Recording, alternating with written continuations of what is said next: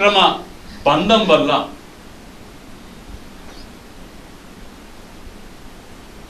టెక్నికల్గా మహబూబ్ నగర్ లోక్సభ నుంచి బీజేపీ అభ్యర్థి గెలవడం జరిగింది. బీజేపీ బీఆర్ఎస్ అక్రమ బంధం వల్ల వచ్చిన ఫలితంగా దీన్ని నేనే కాదు, నిష్ణాతులైనటువంటి రాజకీయ నిపుణులే కాదు, రాజకీయాలు అర్థం చేసుకోగలిగే ఏమాత్రం కొంచెం రాజకీయాలల్లో అవగాహన ఉన్న ప్రతి ఒక్కరు కూడా చాలా స్పష్టంగా అర్థమవుతుంది. ఈ ఫలితం బీఆర్ఎస్ బీజేపీ యొక్క అక్రమ బంధం యొక్క ఫలితంగా భావిస్తున్నారనే మాట తెలియజేస్తూ, నైతికంగా విజయం కాంగ్రెస్ పార్టీది. దాదాపు 6 నెలలు అత్యంత శ్రద్ధతోటి, అత్యంత చిత్తశుద్ధితోటి ఈ ఎన్నికల్లో పోటీ చేస్తున్నది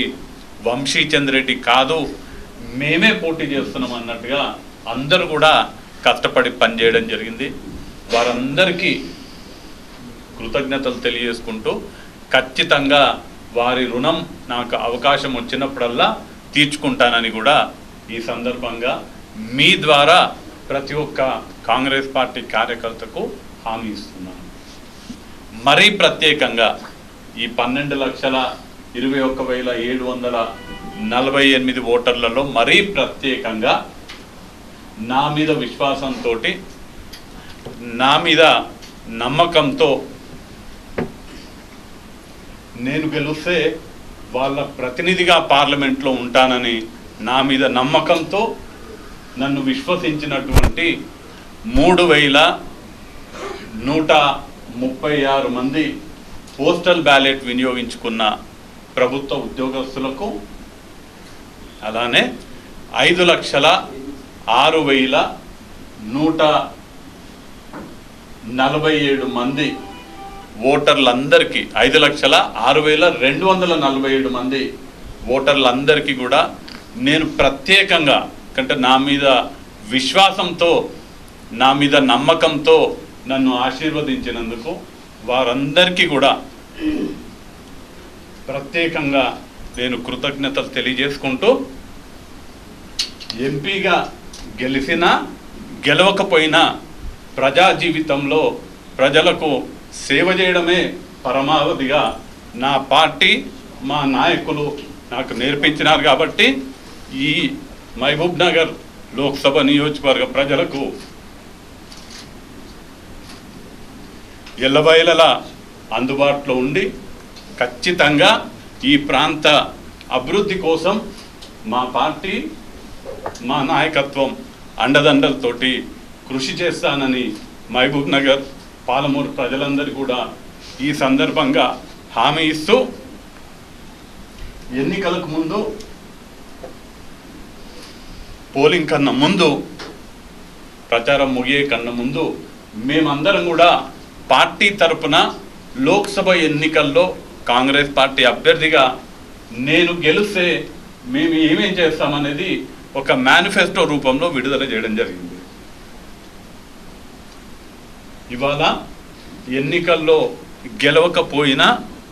మాకు శక్తి ఉన్నంత వరకు ఖచ్చితంగా మేమేదైతే మేనిఫెస్టో విడుదల చేసినామో ఆ మేనిఫెస్టో వీలైనంత వరకు, మాకు శక్తి ఉన్నంత వరకు, ఎందుకంటే కొన్ని రాష్ట్ర ప్రభుత్వానికి సంబంధించి రాష్ట్ర ప్రభుత్వం చేసేవి కొన్ని ఉన్నాయి, వాటిలో కొన్ని లోకల్ బాడీస్ చేసేవి ఉన్నాయి, కొన్ని కేంద్ర ప్రభుత్వం చేసేటువంటి ఉన్నాయి. కాబట్టి వీలైనంత వరకు, నా శక్తి ఉన్నంత వరకు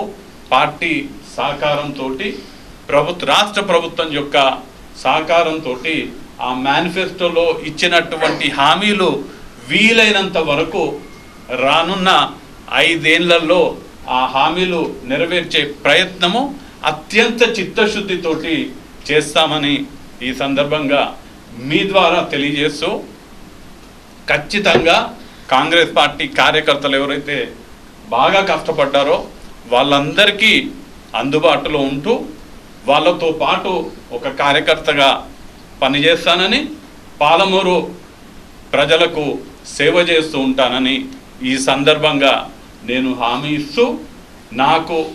ఈ ఎన్నికల ప్రచారంలో భాగంగా ఇప్పటి వరకు సహకరించినటువంటి ప్రతి ఒక్క మీడియా ప్రతినిధి, ప్రింట్ మీడియా కానివ్వండి, ఎలక్ట్రానిక్ మీడియా కానివ్వండి, కెమెరా పర్సన్స్ కానివ్వండి, ఫోటో జర్నలిస్టులు కానివ్వండి, అంటే క్షేత్ర ఫీల్డ్లోకి వచ్చే మీరే కాకుండా మీ కార్యాలయాలలో పనిచేసేటువంటి స్టాఫ్ కానివ్వండి, మీ యాజమాన్యం వాళ్ళందరికీ కూడా ప్రత్యేకంగా కృతజ్ఞతలు తెలియజేసుకుంటూ, అని ఒక్కటే విషయం ఈ సందర్భంగా, ఎందుకంటే ఇవాళ చెప్పేది రేపేళ్ళుండి చెప్తే కొన్ని విషయాలకు ప్రాధాన్యత పోతుంది కాబట్టి నైతికంగా పాలమూరులో, మహబూబ్ నగర్లో కాంగ్రెస్ పార్టీదే విజయం. కాంగ్రెస్ పార్టీ గెలిచింది ఇక్కడ. పాలమూరును ప్రజలు కాంగ్రెస్ పార్టీని గెలిపించాలనుకున్నారు, గెలిపించిండ్రు. కానీ బీజేపీ బీఆర్ఎస్ ఒక్క అక్రమ బంధం వల్ల